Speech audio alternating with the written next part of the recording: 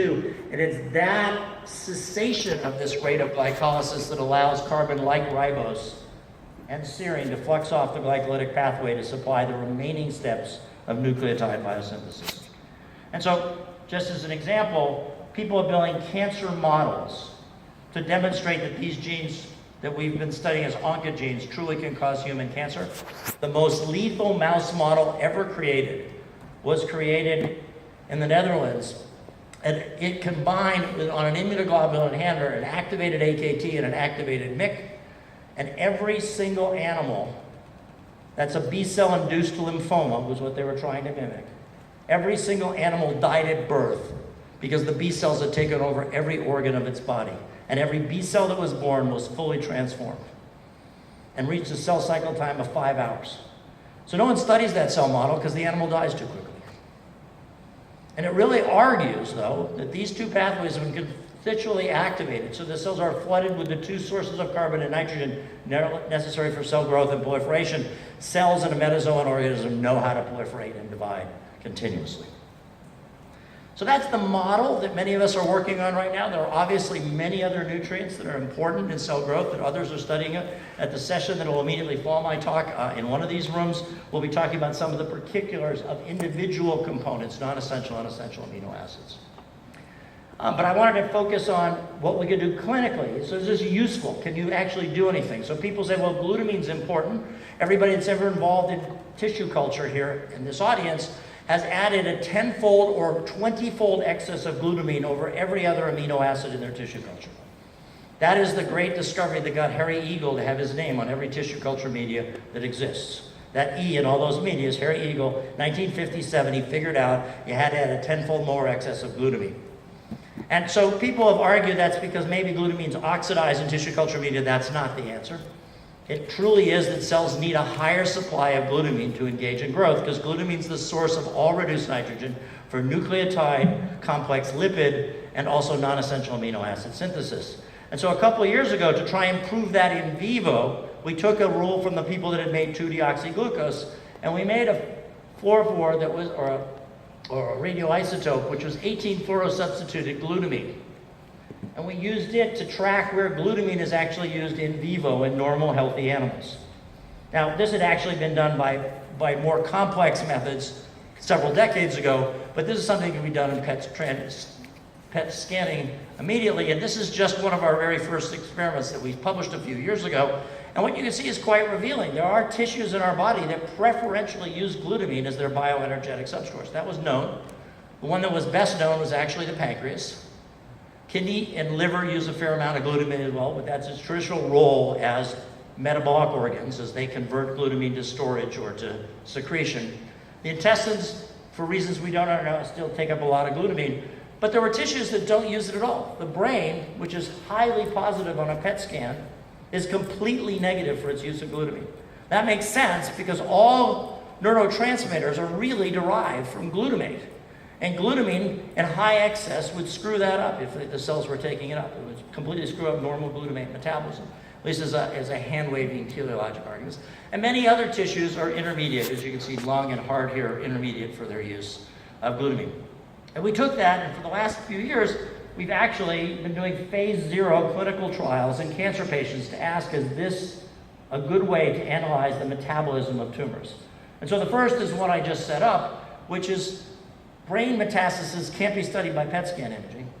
Primary brain tumors cannot be studied by PET imaging because the PET scan is fully positive in the brain already. But the brain is not positive by glutamine skimming, so what can you do with patients that have brain cancers? So here's just one example of a whole series that have been published. Here's a patient who's being evaluated for intermediate grade glioma converting to a glioblastoma, and what you can see is that it's easily imaged. Although it's not imaged at all by a PET, by glutamine imaging, you can easily detect the high uptake of that tumor and realize that it's converted its metabolism to a highly proliferative state, and this patient was unfortunately going to progress and die in just a few months. So that's one place where we're using it clinically to make decisions about the aggressiveness of tumors that are either metastasize or occur primarily in the CNS. And so we have these two great tools that allow us to understand what Warburg was talking about, that cells convert their biochemistry from the classic biochemistry of cell survival and catabolism to CO2 and water into using glutamine and glucose as sources of energy to do building blocks based on oncogenic transformation. And we had several examples that I've just told you about of examples in which classic genes discovered from retroviruses and from human studies and tumor sequencing, genes and signaling pathways that regulated metabolic pathways. So that gave us a whole new field to study, and there's been discussions already here at this meeting about it, and many throughout the world, and will be also later today. But the big challenge to the people that don't like this idea is if this is so important, if metabolism is so important, why aren't there mutations in metabolic pathways that contribute to cancer? So for the last 15 minutes, I'm going to take you through the 3 examples we have today. I've said that until we get to 5, you shouldn't believe me, so we've only got 3. But I'm going to tell you about the 3 real quickly. So 2 we didn't discover. They were discovered by sequencing unusual tumor syndromes that are inherited. The 2 are pheochromocytomas, which is a complex tumor of the endocrine tissue. And the mutations are in any of 4 of the 5 subunits of succinate dehydrogenase. You lose any of the 4 of the 5 subunits by mutation, and you're at high incidence of getting a pheochromocytoma, and you can build a mouse model based on that. It's a loss of function mutation in succinate dehydrogenase and impairs severely the TCA cycle. Almost all the mutations are hypomorphs. At the same time, the next enzyme in the TCA cycle, fumarase, was associated with leiomyomas and leiomyosarcomas, the most common malignancies of the uterus. And there are now several other cancer syndromes associated with fumarase mutations. Again, both of these mutations, which are core components of the TCA cycle, were loss of functions. And we and others were able to describe about 10 years ago one peculiar feature of those common mutations. As succinate builds up when succinate dehydrogenase is deficient, or fumarate builds up as a result of fumarase, they constitutively lead to the activation of the HIF1 transformation pathway. This pathway that's been covered by the hypoxia group in this meeting repeatedly and is associated with the progression of renal tumors. And the mechanistic basis of this was quite satisfying. And I'll just use the case of succinate dehydrogenase. As succinate dehydrogenase is lost in function, succinate accumulates, and it was known from the biochemistry of how HIF is maintained in an inactive state. It is phosphorylated by proline hydroxylases, and the energetics of hydroxylating HIF1 alpha, once hydroxylated, it's then targeted by VHL for degradation by the proteasome. The energetics to use molecular oxygen, which is present to hydroxylate HIF1 alpha to destabilize it, is created by electron donation from alpha-ketoglutarate. And the end product of that reaction is succinate. And as succinate accumulates in succinate dehydrogenase deficient animals, that succinate is sufficient to end product inhibit this enzyme competitively. And so you simply block the ability of proline hydroxylases, even though oxygen is present. HIF1 alpha builds up and contributes to a lesion that looks just like a VHL lesion, which has been studied by a large number of people as being oncogenic. So very satisfying, but as I'm going to show you in a minute, incomplete because it didn't explain some aspects of those tumors. When that was subsequently done with fumarate, fumarate, oddly enough, also provides competitive feedback inhibition on this pathway. Also, succinate accumulates in the fumarase-deficient animals. It could do the same thing. So these 2 loss of function alleles can contribute to cancer, but it then led to the question of how do they then, if you don't have an active TCA cycle that's producing all their intermediates from citrate, maintaining oxidative phosphorylation, how does the cell actually get enough substrates to actually build fatty acids, as I told you came from citrate, and also maintain the integrity by NADH production of the electron transport chains? And the answer came from many people's work. Glutamine becomes the preferred anaporotic substrate that maintains the integrity of the remaining TCA cycle in these hypermorphic SDH alleles. And by reverse carboxylation of glutamine, once stripped by glutaminase of its first ammonia to then the second glutamate to become alpha-ketoglutarate can be carboxylated to form citrate and to provide the source of acetyl-CoA for fatty acid synthesis, and also to provide reducing equivalents as well as a way to vent excess NADH that was accumulated as a result of the block in the TCA pathway. So this was pretty exciting. It showed that these enzymes in this proximal step of the TCA cycle were reversible, and it said glutamine would be the preferred way that these tumors would move forward in vivo. So we had an assay to test that. I just told you we built a PET scan based on glutamine. We could go study SDH patients, and that's what we did. And they are the most profoundly positive for fluorine glutamine PET that we've seen today. So this is a widely metastatic tumor. All of these black lesions in the spine that's split up is a patient with SDH renal tumor that is metastasized. The bioenergetic substrate, for exactly the reasons we showed you, or at least what correlates with that, is this high use of glutamine. So you can use this to diagnose specific tumors that come under specific conditions. But the problem with those two examples, the SDH and the fumarate hydratase, is their loss of function. You can get to diagnostic criteria, but how do you ever treat them? How do you give back this gene to restore the integrity of the TCA cycle, restore VHL-dependent degradation of HIF, and avoid this transformation? That was the question, right? And about now 8 years ago, not 9 years ago, people described, as part of the Cancer TCGA project, this Cancer Genome Atlas study, for the first time, mutations in another metabolic enzyme. And that metabolic enzyme was two that I just showed you on that preceding slide. They were part of making glutamine be reverse carboxylated to citrate and to maintain an NADPH shuttle to maintain redox tests in the mitochondria, which is why we were studying at the time. And at this time, two groups, Bert Vogelstein at Hopkins and Tim Lay at WashU, did complete genome sequencing as part of the Cancer Genome Atlas studies and discovered mutations in IDH1 and then subsequently in IDH2. Today we know that they're about the fourth most common activating oncogenic mutations that exist in human cancers. So they're completely unsuspected based on retroviral studies or anything else. They make up 80% of intermediate-grade gliomas in the brain, 60% of chondrosarcomas, 50% of cholangiocarcinomas, 30% of osteosarcomas, 30% of AML, and about 5% of all other cancers. There are now major subtypes of every kind of cancer, colon, breast as well, that are initiated by IDH mutations. The surprising factor is that they're all missense. And they were all uniquely targeted, as I'll show you in a minute, to specific tyrosines in the active site of the enzyme.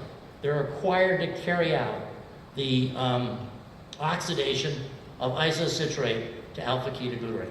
And so by that mechanism, the classic assay that's in your textbook doesn't work. The enzyme cannot convert the conversion of isocitrate to alpha-ketoglutarate because it's lost the amino acid that coordinates the binding of isocitrate. And so it was said to be loss of function, and because these were critical in what had been studied to date, the regulation of NADPH just said, well, this is their cancer prone, because they simply create a redox stress for the cell because the cell can't maintain it. We didn't really buy that because there were lots of ways to have loss of function that wouldn't be just the loss of a specific amino acid, and so we went on and studied that. I'm not going to show you any of that data, sorry, but just to give you the end point. I don't know which one to push, guys. Here we go. These mutations are gain of function. These are the first hypomorphic mutations that create a new enzymatic activity that cause human disease that anybody's ever described. Normally, IDH1 and IDH2 function as dimers. In the case of a cell with a mutant in which arginine 132 is mutated to any other amino acid, so the arginine cannot coordinate the CO2 that's leaving in isocitrate, it can still carry out a half-backward reaction, but it can't carry out a forward reaction. And that half-backward reaction takes NADPH and alpha-ketoglutarate and hydroxylates it to 2-hydroxyglutarate. Takes the electrons in NADPH and adds them to alpha-ketoglutarate without re-adding CO2. It gets the energetics to do that from the normal allele.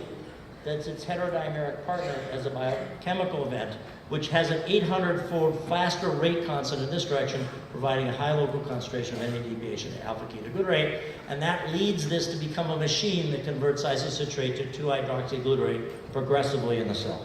And that's real because if one takes, and this is just an example taken from leukemic patients, and takes to find the 30% of leukemics that have IDH mutations, you can simply measure in their tumor samples the IDH levels.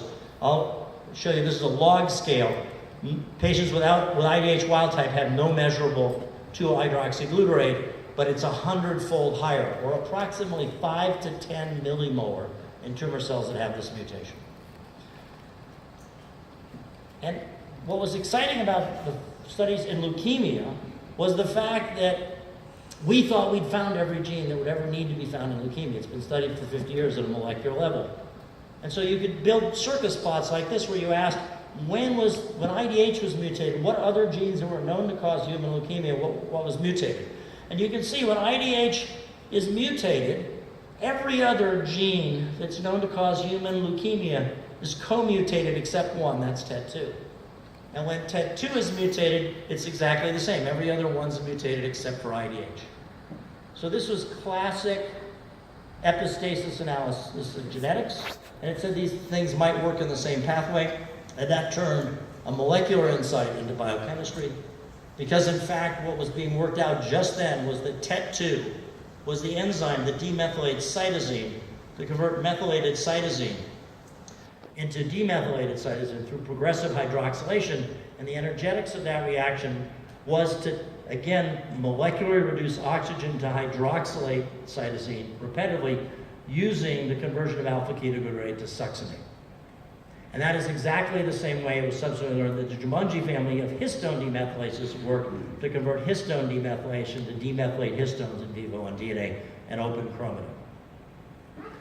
And subsequently it was found that SDH and fumarase deficiencies do exactly the same thing to these enzymes. As succinate accumulates, it also adds a feedback inhibition.